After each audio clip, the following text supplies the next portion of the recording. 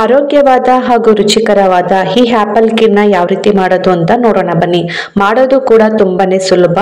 ಎರಡು ಟಿಪ್ಸ್ ನ ಸರಿಯಾಗಿ ಫಾಲೋ ಮಾಡಿದ್ರೆ ಯಾರು ಬೇಕಾದ್ರೂ ಈ ಆಪಲ್ ಕೀರ್ನ ಮಾಡ್ಕೋಬಹುದು.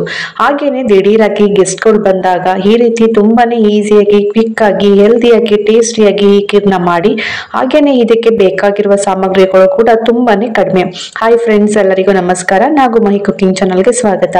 ಹೊಸದಾಗಿ ನಮ್ಮ ಚಾನಲ್ ನೋಡ್ತಾ ಇದ್ರೆ ಪ್ಲೀಸ್ ಸಬ್ಸ್ಕ್ರೈಬ್ ಮಾಡ್ಕೊಳ್ಳಿ, ಹಾಗೆ ಪಕ್ಕದಲ್ಲಿರುವ ಬೆಲ್ ಐಕಾನ್ ನ ಕ್ಲಿಕ್ ಮಾಡಿ. ನಾನು ಈ ಆಪಲ್ ಕೀರ್ ಮಾಡುವುದಕ್ಕೆ ನಾನಿಲ್ಲಿ 2 ಸೇಬ್ಗಳನ್ನ ತಗೊಂಡಿದ್ದೀನಿ. ಇದನ್ನ ಚೆನ್ನಾಗಿ ತೊಳೆದು ಬಿಟ್ಟು ನಾವು ಸೌಂತೆಕಾಯಿ ಎಲ್ಲ ಸಿಪ್ಪೆ ಎಲ್ಲ ಯಾವ ರೀತಿ ರಿಮೂವ್ ಮಾಡ್ತೀವೋ ಆ ರೀತಿ ರಿಮೂವ್ ಮಾಡ್ಕೊಂಡಿದ್ದೀನಿ. ಇಷ್ಟ ಇದ್ರೆ ರಿಮೂವ್ ಮಾಡಿ, ಇಲ್ಲಾಂದ್ರೆ ಹಾಗೆ ಕೂಡ ಇದನ್ನ ತುರ್ಕೋಬಹುದು. ನಾವು ಕ್ಯಾರೆಟ್ ಎಲ್ಲ ಯಾವ ರೀತಿ ತುರ್ಕೋತೀವೋ, ತೆಂಗಿನಕಾಯಿ ಎಲ್ಲ, ಅದೇ ರೀತಿ ಈ ಸೇಬನ್ನು ಕೂಡ ತುರ್ಕೊಂಡು ಒಂದು ಬೌಲ್ಗೆ ಮಾಡ್ಕೊಂಡಿದ್ದೀನಿ. ಬನ್ನಿ ಇವಾಗ ಯಾವ ರೀತಿ ಮಾಡೋದು ಅಂತ ನೋಡೋಣ. ಸ್ಟವ್ ಆನ್ ಮಾಡಿ ಒಂದು ಪ್ಯಾನ್ ನ ಬಿಸಿ ಮಾಡಕ್ಕೆ ಇಟ್ಕೊಂಡಿದ್ದೀನಿ. ಇಲ್ಲಿ ನಾನು 3 ಟೇಬಲ್ ಸ್ಪೂನ್ ಆಗೋಷ್ಟು ಎಣ್ಣೆನ ಹಾಕೊಳ್ತಾ ಇದ್ದೀನಿ. ಎಣ್ಣೆ ಇಷ್ಟ ಇಲ್ಲ ಅನ್ನೋರು ತುಪ್ಪ ಕೂಡ ಬೇಕಾದ್ರೆ ಮಾಡ್ಕೋಬಹುದು. ನಾನು ಎಣ್ಣೆ ಉಪಯೋಗಿಸಿ ಮಾಡಿ ತೋರಿಸ್ತಾ ಇದ್ದೀನಿ. ಇಲ್ಲಿ ನಾನು ಒಂದು 10 ರಿಂದ 15 ದ್ರಾಕ್ಷಿನ ಹಾಕೊಂಡು ಸ್ವಲ್ಪ ಲೋ ಮೀಡಿಯಂ ಅಲ್ಲಿ ಇಟ್ಕೊಂಡು, ಈ ದ್ರಾಕ್ಷಿ ಎಲ್ಲ ಸ್ವಲ್ಪ ಗೋಲ್ಡನ್ ಕಲರ್ ಗಂಟ ಬರಬೇಕು, ಅಲ್ಲಿ ಗಂಟ ಈ ತರ ಫ್ರೈ ಮಾಡ್ಕೊಂಡು ಇದನ್ನು ಕೂಡ ಒಂದು ಸಪ್ರೇಟ್ ಮಾಡಿ ಒಂದು ಬೌಲ್ಗೆ ಸಪ್ರೇಟ್ ಮಾಡಿ ಇಟ್ಕೊಳ್ಳೋಣ. ಹಾಗೇನೆ ಒಂದು 10 ಗೋಡಂಬಿನ ಹಾಕೊಳ್ತಾ ಇದ್ದೀನಿ. ಎಲ್ಲರೂ ನಾನಿಲ್ಲಿ ಸಪ್ರೇಟ್ ಆಗಿ ಫ್ರೈ ಮಾಡ್ಕೊಳ್ತಾ ಇದ್ದೀನಿ. ಹಾಗೇನೆ ಇಲ್ಲಿ ಒಂದು 4 ರಿಂದ 5 ಬಾದಾಮಿನ ತಗೊಂಡು ಈ ತರ ಚಿಕ್ಕದಾಗಿ ಕಟ್ ಮಾಡ್ಕೊಂಡು ಇದನ್ನು ಕೂಡ ಈ ತರ ಫ್ರೈ ಮಾಡ್ಕೊಳ್ತಾ ಇದ್ದೀನಿ. ಇದನ್ನ ಎರಡನ್ನೂ ಸ್ವಲ್ಪ ಕಂದು ಬಣ್ಣ ಬರಬೇಕು, ಅಲ್ಲಿ ಗಂಟ ಈ ತರ ಫ್ರೈ ಮಾಡ್ಕೊಳ್ಳೋಣ. ಈ ತರ ಫ್ರೈ ಮಾಡ್ಕೊಂಡಿದ ನಂತರ ಇದನ್ನು ಕೂಡ ಒಂದು ಬೌಲ್ಗೆ ಸಪ್ರೇಟ್ ಮಾಡಿ ಇಟ್ಕೊಳ್ತಾ ಇದ್ದೀನಿ. ಇವಾಗ ಅದೇ ಎಣ್ಣೆಗೆ ನಾನಿಲ್ಲಿ ನಾವು ಆವಾಗ್ಲೇನೆ ಸೇಬನ್ನ ತುರ್ದಿ ಇಟ್ಕೊಂಡಿದ್ವಲ್ಲ, ಆ ಸೇಬನ್ನ ಇವಾಗ ಹಾಕೊಳ್ತಾ ಇದ್ದೀನಿ. ನಾವು ಎಲ್ಲಾದನ್ನು ಫ್ರೈ ಮಾಡ್ಬೇಕಾದ್ರೆ ಲೋ ಮೀಡಿಯಂ ಅಲ್ಲಿ ಇಟ್ಕೊಂಡೇ ಫ್ರೈ ಮಾಡ್ಬೇಕು, ಆವಾಗ್ಲೇ ಈ ಕೀರು ತುಂಬಾನೇ ರುಚಿಯಾಗಿ ಬರುತ್ತೆ. ಇದು ಮೊದಲನೇ ಸ್ಟೆಪ್. ನೋಡಿ, ಇವಾಗ ಸ್ಲೋ ಆಗಿ ಇಟ್ಕೊಂಡು, ಏನಿಲ್ಲ ಅಂದ್ರೂ ಇದನ್ನ ಒಂದು 5 ರಿಂದ 6 ನಿಮಿಷ ನಾವು ಹಾಕಿರೋ ಆಪಲ್ ಸ್ವಲ್ಪ ಕಲರ್ ಚೇಂಜ್ ಆಗುತ್ತೆ ನೋಡಿ, ಆ ತರ ಚೇಂಜ್ ಆಗಂಟ ಈ ತರ ಫ್ರೈ ಮಾಡ್ಕೋಬೇಕು. ಫ್ಲೇವರಿಗೋಸ್ಕರ ನಾನಿಲ್ಲಿ ಒಂದು ಲವಂಗನ ಹಾಕೊಳ್ತಾ ಇದ್ದೀನಿ. ಈ ಲವಂಗ ಹಾಕೊಳ್ಳೋದ್ರಿಂದ ಒಂದು ಘಮ ಅಂತೂ ಇನ್ನೂ ಸೂಪರ್ ಆಗಿ ಕೂಡ ಇರುತ್ತೆ, ಅದಕ್ಕೋಸ್ಕರ ನಾನು ಹಾಕೊಳ್ತಾ ಇದ್ದೀನಿ. ಈ ತರ ಫ್ರೈ ಮಾಡ್ಕೊಂಡಿದ ನಂತರ ನಾನಿಲ್ಲಿ ಸಕ್ಕರೆನ ಉಪಯೋಗಿಸ್ತಾ ಇಲ್ಲ, ಆರ್ಗಾನಿಕ್ ಬೆಲ್ಲದ ಪುಡಿನ ಉಪಯೋಗಿಸ್ತಾ ಇದ್ದೀನಿ. ಈ ತರ ಪುಡಿ ಇಲ್ಲ ಅಂತ ಹೇಳಿದ್ರು ಪರವಾಗಿಲ್ಲ, ನಾರ್ಮಲ್ ಬೆಲ್ಲ, ಹಚ್ಚ ಬೆಲ್ಲನ ನೀವು ಹಾಕೋಬಹುದು. ನಿಮ್ಗೆ ಸ್ವೀಟಿಗೆ ಎಷ್ಟು ಬೇಕೋ ಅಷ್ಟು ನೋಡ್ಕೊಂಡು ಹಾಕೊಳ್ಳಿ. ನಾನು ಸೇಬ್ ಹಳದಿಯಲ್ಲಿ ಈ ಬೆಲ್ಲದ ಪುಡಿನ ಹಾಕೊಳ್ತಾ ಇದ್ದೀನಿ. ನಾವು ಸೇಬ್ ಕ್ವಾಂಟಿಟಿ ಎಷ್ಟು ತಗೊಂಡಿದ್ದೀನೋ ಅಷ್ಟೇ ಕ್ವಾಂಟಿಟಿ ನಾನು ಇಲ್ಲಿ ಬೆಲ್ಲದ ಪುಡಿನ ಹಾಕೊಂಡು, ಈ ಬೆಲ್ಲ ಮತ್ತೆ ಸೇಬು ಎಲ್ಲಾನು ಮೆಲ್ಟ್ ಆಗಿ ಸ್ವಲ್ಪ ಕಲರ್ ಕೂಡ ಚೇಂಜ್ ಆಗುತ್ತೆ ನೋಡಿ. ಇವಾಗ ನೋಡ್ತಾ ಇರ್ಬೋದು, ನಾವು ಎಣ್ಣೆಲಿ ಸೇಬು ಮತ್ತೆ ಬೆಲ್ಲ ಎಲ್ಲಾನು ಸ್ವಲ್ಪ ಮೆಲ್ಟ್ ಆಗೋ ಗಂಟ ಒಂದು 5 ನಿಮಿಷ ಕೈ ಬಿಡದಂಗೆ ಈ ತರ ಫ್ರೈ ಮಾಡ್ಕೋಬೇಕು. ಜಾಸ್ತಿ ಫ್ರೈ ಮಾಡಕ್ ಹೋಗ್ಬಾರ್ದು, ಅದು ಕಂಟು ಸ್ಮೆಲ್ ಬಂದ್ಬಿಡುತ್ತೆ. ಸ್ವಲ್ಪ ಮೆಲ್ಟ್ ಆದ್ರೇನೆ ಸಾಕು, ಇಷ್ಟ ಆದ್ರೆ ಸಾಕು. ಇವಾಗ ಇದನ್ನ ಆಫ್ ಮಾಡ್ಬಿಟ್ಟು ಪಕ್ಕಕ್ಕೆ ಇಟ್ಕೊಳ್ಳೋದ. ಮತ್ತೆ ಇನ್ನೊಂದು ಪ್ಯಾನ್ ಅನ್ನ ಇಟ್ಟು ನಾನು ಪ್ಯಾನ್ ಬಿಸಿ ಆಗಿದ ನಂತರ ಇಲ್ಲಿ 1 ಲೋಟ ಆಗುವಷ್ಟು ಗಟ್ಟಿ ಹಾಲನ್ನ ಹಾಕೊಳ್ತಾ ಇದ್ದೀನಿ. ಯಾವಾಗ್ಲೂ ಕೀರ್ ಮಾಡ್ಬೇಕಾದ್ರೆ ಗಟ್ಟಿ ಹಾಲನ್ನ ಹಾಕೊಂಡ್ ಮಾಡ್ಕೊಳ್ಳಿ, ಅವಾಗ್ಲೇನೆ ತುಂಬಾ ಟೇಸ್ಟ್ ಕೂಡ ಬಂದಿರುತ್ತೆ. ನಾನು ಯಾವುದೇ ಕಾರಣಕ್ಕೂ ನೀರನ್ನು ಉಪಯೋಗಿಸ್ತಾ ಇಲ್ಲ.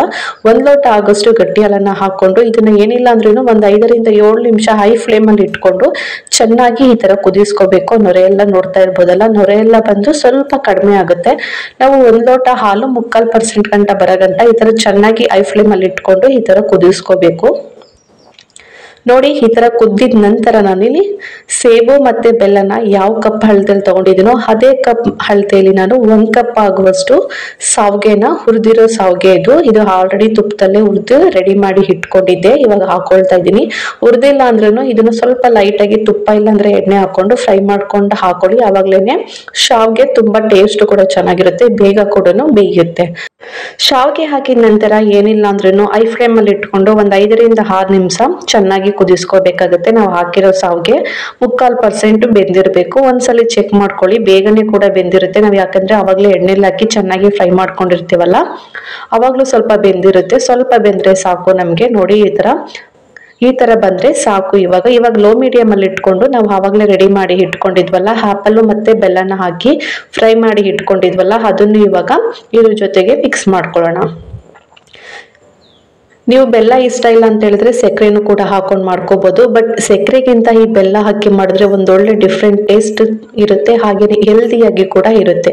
ಯಾರು ಬೇಕಾದ್ರೂ ಈ ಖೀರನ್ನ ಕ್ವಿಕ್ ಆಗಿ ಈಸಿಯಾಗಿ ಕೂಡ ಮಾಡ್ಕೋಬಹುದು. ಇದನ್ನೆಲ್ಲ ಹಾಕಿ ಒಂದ್ 2-3 ನಿಮಿಷ ಲೋ ಮೀಡಿಯಂ ಅಲ್ಲಿ ಇಟ್ಕೊಂಡು ಈ ತರ ಚೆನ್ನಾಗಿ ಮಿಕ್ಸ್ ಮಾಡ್ಕೋಬೇಕು. ಈ ತರ ಚೆನ್ನಾಗಿ ಮಿಕ್ಸ್ ಮಾಡ್ಕೊಂಡಿದ ನಂತರ ನಾವು ಅವಾಗ್ಲೇನೆ ಬಾದಾಮಿ, ಗೋಡಂಬಿ, ದ್ರಾಕ್ಷಿ ಎಲ್ಲ ಫ್ರೈ ಮಾಡಿ ಇಟ್ಕೊಂಡಿದ್ವಲ್ಲ ಅದನ್ನು ಹಾಕಿ ಒಂದು 1 ಸೆಕೆಂಡ್ ಈ ತರ ಮಿಕ್ಸ್ ಮಾಡ್ಕೋಬೇಕು ಅಷ್ಟೇನೆ.